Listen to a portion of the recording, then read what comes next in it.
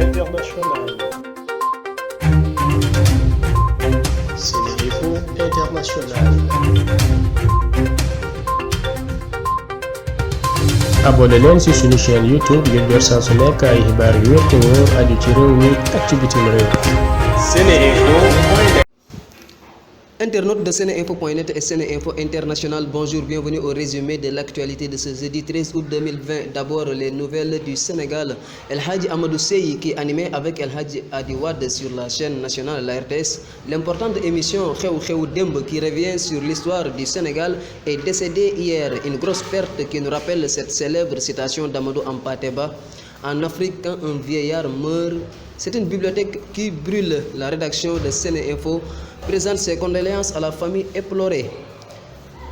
C'est l'une des mesures prises par le Conseil national de régulation de l'audiovisuel CNRA. Si la Sen TV veut continuer à diffuser la série Infidèles, elle devrait y adjoindre de manière visible et pendant toute la série et pendant toute la durée de la série un pictogramme rond de couleur blanche avec l'incrustation de -16 en noir.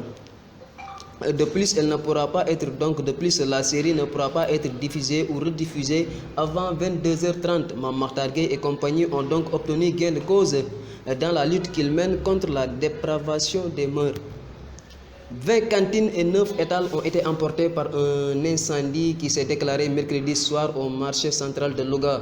Apprend-on des sapeurs-pompiers, l'incendie a démarré aux alentours de 22h dans la partie du marché central réservée à la vente de légumes, consumant cantines et étals, a précisé le lieutenant Mame Cor Sall, commandant de la compagnie des sapeurs-pompiers de Louga, rapporte l'APS.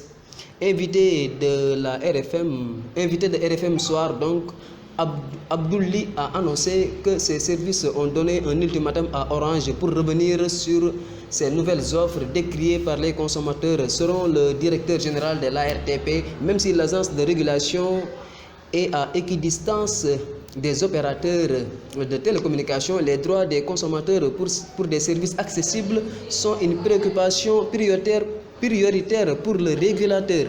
Venons-en à la situation du coronavirus au Sénégal. Sur 1730 tests réalisés, 153 sont revenus positifs. Il s'agit de 47 cas contacts suivis et de 106 cas issus de la transmission communautaire. 49 patients hospitalisés ont été contrôlés négatifs et déclarés guéris. 51 cas graves sont donc admis en réanimation et 2 nouveaux décès ont été enregistrés. À ce jour, 11 740 cas ont été déclarés positifs au Sénégal, dont 7 572 guéris, 244 décès et 3 923 malades sous traitement.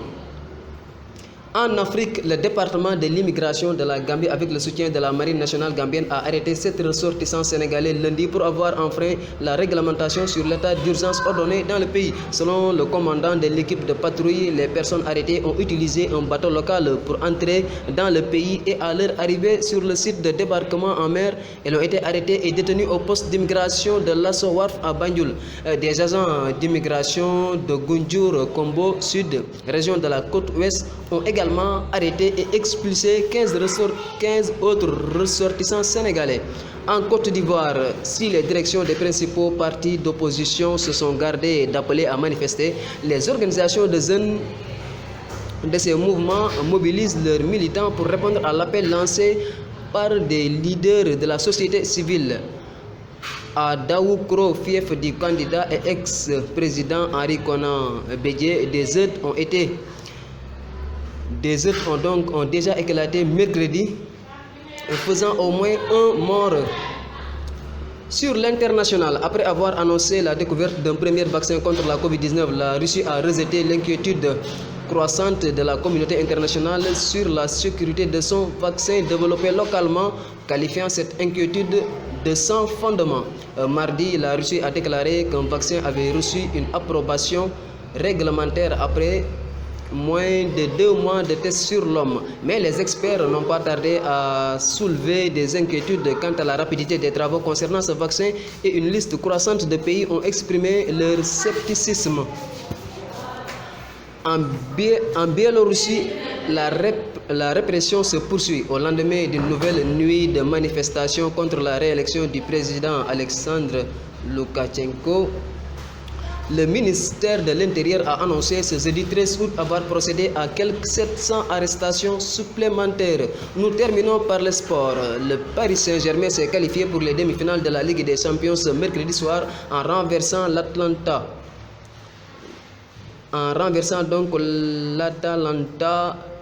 Sous le score de 2-1, Choupo-Moting a marqué le but de la victoire dans le temps additionnel, mené 1-0 par l'Atalanta Bergame.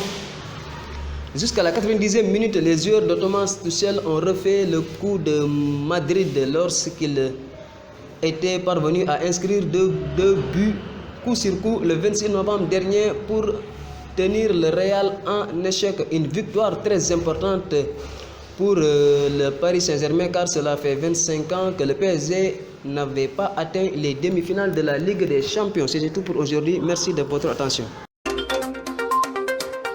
SeneInfo International. SeneInfo International.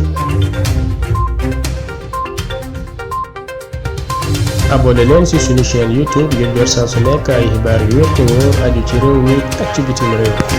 SeneInfo.net